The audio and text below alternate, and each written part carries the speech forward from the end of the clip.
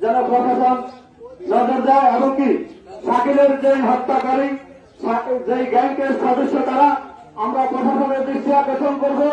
প্রশাসন যেন এই শাকিলের হত্যার সাথে জড়িত যারা আছে তার পাশাপাশি শাকিলের হত্যাকারীদের যারা লিড দেয় সে যে দলেরই হোক তাকে যেন দ্রুত গ্রেফতার করে এবং কি তাদের ফাঁসি সর্বোচ্চ শাস্তি ফাঁসি কার্যকর করা হয়।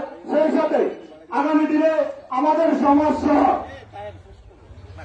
আমাদের সমাজে যেন এই বাফাদের আমিনের মতো আর কোন ছেলে সৃষ্টি না হয় সেই বিষয়ে এলাকার সর্বসাধারণকে বলবো আপনারা সজাগ থাকবেন। একটি বাফাদে ছেলের জন্য যেন এভাবে নিরপরাধ শাকিলদের প্রাণ না দিতে হয় এই বলে এমনকি শাকিলের হত্যাকারীদের সর্বোচ্চ শাস্তি দাবি করে আমার বক্তব্য শেষ করছি। আল্লাহ